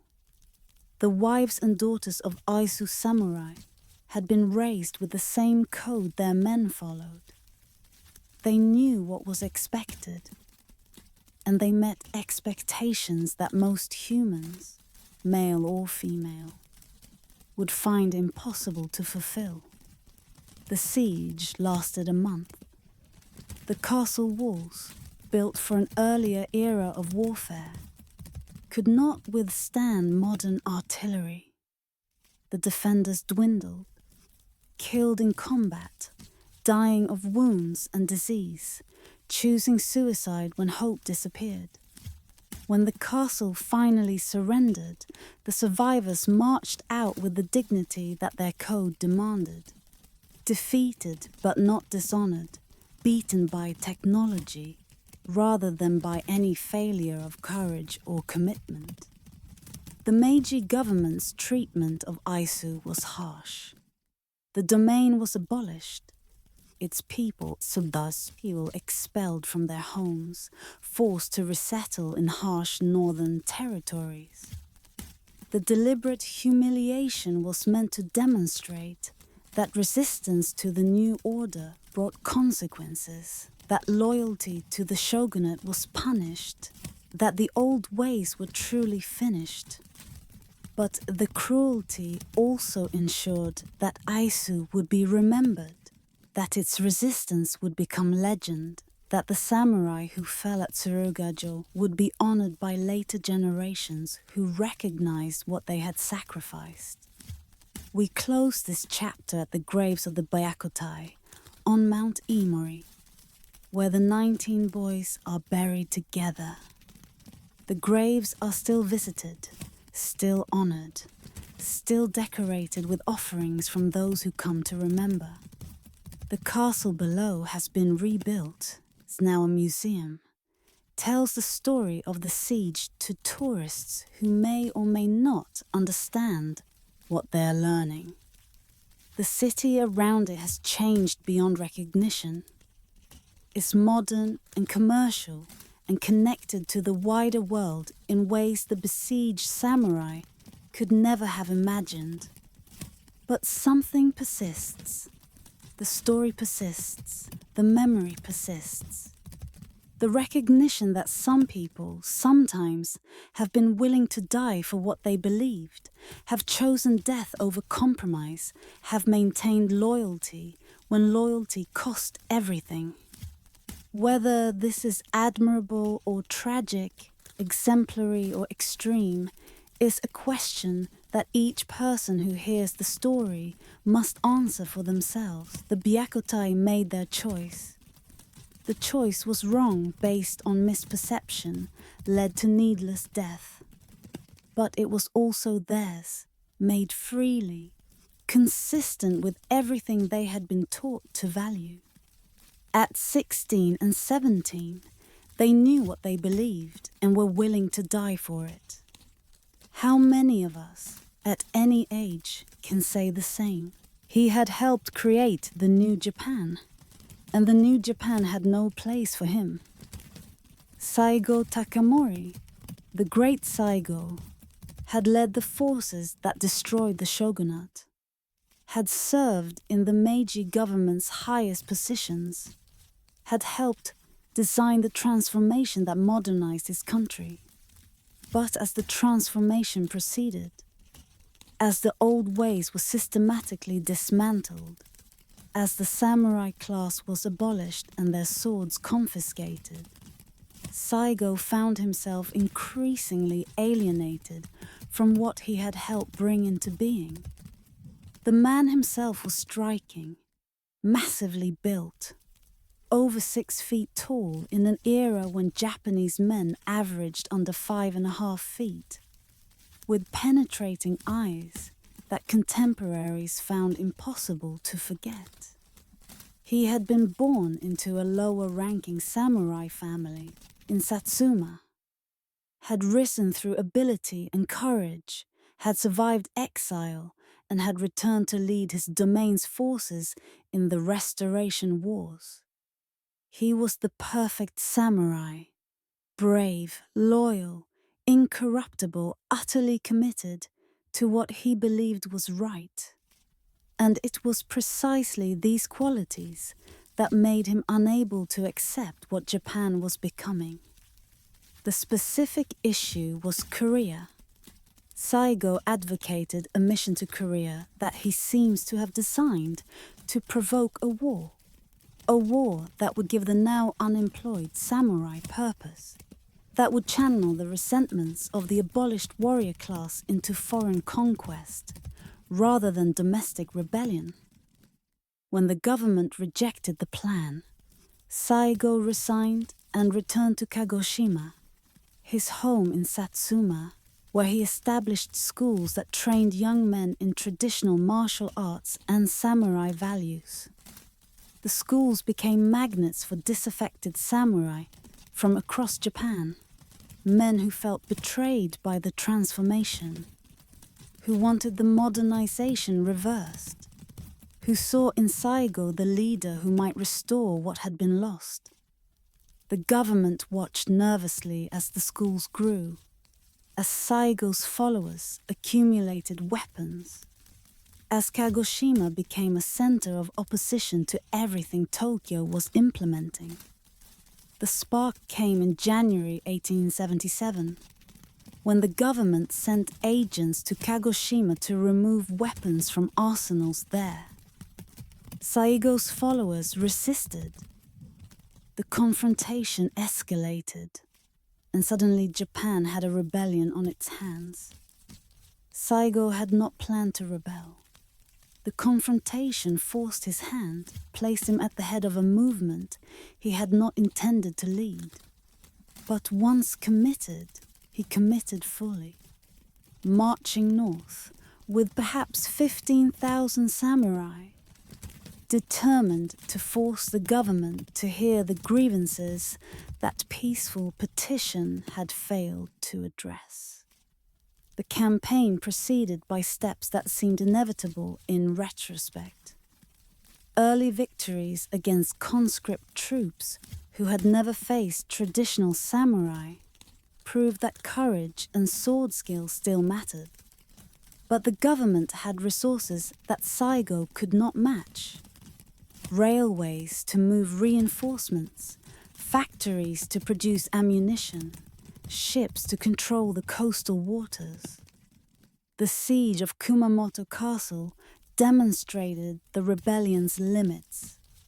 Samurai armed with swords and outdated rifles could not take a modern defensive position held by troops with superior firepower. The retreat that followed consumed months and thousands of lives. The samurai who had begun the campaign with such confidence found themselves hunted through mountains, starving, their numbers dwindling through battle and desertion. By September, fewer than 400 remained, surrounded on the hill of Shiroyama by over 30,000 imperial soldiers equipped with artillery and modern weapons. The final battle came at dawn on September 24th, 1807. The samurai charged down the hillside into the guns of the besieging army, seeking the death in combat that their code prescribed for warriors who could no longer win. The slaughter was brief and comprehensive. By sunrise, all the rebel leaders were dead or dying. Saigo's own end remains uncertain. Some accounts say he was wounded in the hip during the charge and committed seppuku on the spot. Others say a loyal follower decapitated him to prevent his body from being captured. His head was found and eventually returned to his family.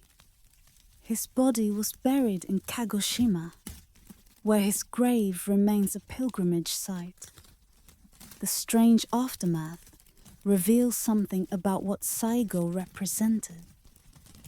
Within a few years of his death, the government that had killed him began rehabilitating his memory. He was pardoned posthumously. A statue was erected in Tokyo's Ueno Park, showing him in civilian clothes with his dog, the image of a beloved figure rather than a dangerous rebel. The transformation from enemy to hero suggests that even those who destroyed Saigo recognized that he embodied something Japan did not want to lose entirely, that the values he died defending remained meaningful even to those who had determined those values must give way to modernization. We close this chapter on Shiroyama, where Saigo and his remaining followers spent their last night. They knew they would die in the morning. They knew their cause was lost, that no victory was possible, that their deaths would change nothing about the direction Japan was moving. But they faced the dawn anyway, choosing how they would die, since they could no longer choose how they would live. The ghost that would not leave the mountain wasn't Saigo's spirit, but his example. The demonstration that some things matter more than survival, that some values are worth dying for even when dying cannot preserve them, that the way one dies can be as significant as the way one lives. Saigo failed. His rebellion was crushed, his followers killed. His dreams of restoring samurai relevance forever ended. But failure is not always the final word. Sometimes the manner of failure speaks louder than success, demonstrates qualities that success might never reveal, inspires generations that never knew the man who died, but recognized something in his dying that speaks to what they hope they might become. The samurai are gone. Their swords rest behind museum glass. Their castles are tourist attractions. Their code exists only in books and in the habits of those who may not know where their habits originated. The social class that dominated Japan for 7 centuries was formally abolished over 150 years ago. Its members absorbed into a modern society that has no place for warriors. Yet something persists. In dojos across Japan and around the world, practitioners of kendo, the way of the sword, train with bamboo weapons that echo steel blades their predecessors carried. They bow as they enter training halls, observe etiquette that descends from samurai courtesy, seek through practice something that has little to do with combat and everything to do with character development. What they find, if they practice long enough, is what samurai found. That the discipline of martial training reveals aspects of the self that ordinary life conceals. That facing an opponent, even a practice opponent with a practice weapon, teaches truths about one's own fears and limitations that comfortable existence never exposes. Judo, Aikido, Karate, Iaido, the martial arts that developed from samurai traditions have spread worldwide, practiced by millions who have no connection to feudal Japan, who may know nothing of Bushido, who nonetheless participate in lineages that trace back to the warrior class. Each art preserves something different. Judo, the grappling techniques of battlefield close combat. Aikido, the principle of redirecting force rather than opposing it. Iaido, the precise art of drawing and cutting in a single motion. Each art transforms what was once preparation for killing into preparation for living, into methods of self-development that use martial forms to cultivate qualities valuable in any context. The corporate culture that built Japan's post-war economic miracle drew consciously on samurai value. The lifetime employment that bound employees to companies echoed the bonds between samurai and lords. The expectation of absolute loyalty, of sacrifice for the group, of dedication that transcended personal interest. These were Bushido values applied to business contexts. The transformation was not always successful. The pressures produced workaholic cultures, conformity that stifled creativity, loyalty that protected harmful practices. But the values persisted, shaped organizational behavior, demonstrated that what the samurai had developed could adapt to circumstances they never imagined. The shadow side persists as well. Japanese imperialism of the late 19th and early 20th centuries drew on samurai ideology, transformed warrior values into justification for conquest and atrocity. The soldiers who committed massacres in China, who brutalized prisoners of war, who fought to the death rather than surrender. They too claimed samurai heritage and invoked Bushido to justify what it should have prohibited. The corruption of noble ideals into support for criminal violence represents a warning that persists. That any powerful ideology can be twisted to serve purposes that contradict its deepest principles. The post-war reckoning forced Japan to examine how its traditions had been used, to distinguish between what was valuable and what had been corrupted. The process is incomplete. Debates continue about how to remember the Go, how to assess responsibility, how to honor the dead without honoring what they died for. But the engagement with the past, painful though it is, represents maturity. The recognition that traditions must be examined rather than simply inherited. That continuity requires discernment about what should continue. And the silence is where the sword still dreams. In the spaces between thoughts during meditation. In the moment before the bamboo blade descends. In the attitude of the tea ceremony participant who handles each object with care that echoes warrior attention to detail. In the respect shown to teachers who represent lineages stretching back centuries. In the discipline that thousands undertake daily, waking early to train, accepting discomfort that nothing forces them to accept. Seeking something that consumer culture insists is unnecessary, but that they know is essential. The samurai are gone. What they were cannot return. The social structures that supported them, the wars that needed them, the ideology that justified their privileges, all have vanished. But what they found, the discipline, the acceptance of mortality, the commitment to excellence, the recognition that character is revealed through how one faces difficulty, these things are not gone. They are available to anyone willing to seek them, to anyone who undertakes the training that reveals what comfort conceals, to anyone who recognizes that the warrior's path was never primarily about fighting others, but about mastering oneself. We close this final chapter in the silence of a dojo after practice has ended.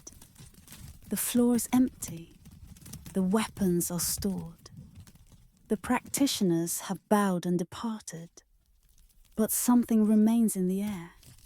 The presence of countless generations who trained in such spaces, who sought what practitioners still seek, who found what practitioners still find. The sword dreams in its scabbard. The tradition dreams in those who continue it, and in the space between what the samurai were and what they became after ceasing to be. Something persists that time cannot extinguish. The way of the warrior has no end. It transforms, adapts, continues in forms its founders would not recognize, but might nonetheless honor. The samurai are gone. Long live the samurai, in all who pursue excellence, who face mortality honestly, who train themselves to meet whatever challenges arise, who recognize that the greatest enemy is always the self, and that the greatest victory is always self-mastery. The silence, the dreaming sword, the path that continues forever. Closing reflection, the dawn that remains, the night deepens now, and the story of the samurai folds into the silence from which all stories emerge. and to which all stories return. We have traveled 7 centuries, from the first warriors who served when serving was not yet noble, through the ages of war and peace that tested what they were, to the ending that came not through failure, but through the world's transformation into something that had no place for what they offered. What remains? Not the battles which are over, not the castles which are museums, not the swords which are artifacts, not the laws that establish their privileges which are abolished, not the lords they served, whose lines have ended or been transformed into ordinary families, distinguished only by names that echo across history. What remains is harder to name, but easier to feel. It is the recognition that some people, sometimes, have committed absolutely to something larger than themselves, have disciplined themselves beyond what most humans attempt, have faced death with equanimity most of us cannot imagine, have pursued excellence in fields that demanded everything they had. Whether we call this Bushido or simply human potential realized, it persists as reminder of what we are capable of becoming. The samurai were not saints. They served systems of oppression, fought wars of ambition, maintained hierarchies that crushed those beneath them. The romanticization that surrounds them today obscures the blood and suffering their swords caused. We have tried in these hours to acknowledge both, to honor what was genuinely noble, while not forgetting what was genuinely terrible. The samurai deserve neither unqualified admiration nor unqualified condemnation. They deserve what all historical figures deserve: honest assessment that recognizes complexity, that holds contradiction without resolving it too simply. As sleep approaches, as the mind softens into that receptive state where dreams begin, we carry the samurai with us, not as models to emulate exactly. Their world is gone. Their circumstances are not ours, but as demonstrations that human beings can achieve what seems impossible when they commit completely. That discipline creates capacity, that facing mortality transforms how each moment is experienced. The sword still dreams in the silence. The way remains open for those willing to walk it. And somewhere in the space between waking and sleeping, between the samurai who were and the people we are becoming, the story continues. Not ended but transformed, not lost but carried forward by all who recognize that some things are worth pursuing, even when pursuing them costs everything. That some paths lead through darkness toward light that only those who walk the full distance will ever see. Rest now. The samurai have completed their duty for tonight. Their watch is ended. Yours, in whatever form your own discipline takes, continues in the morning. Sleep well, and wake remembering that the warrior's path is not about fighting others. It is about becoming who you are capable of becoming. It is about meeting each day as if it might be your last. It is about finding freedom through discipline, courage through acceptance, and peace through the willingness to face whatever comes without flinching. The samurai understood these things.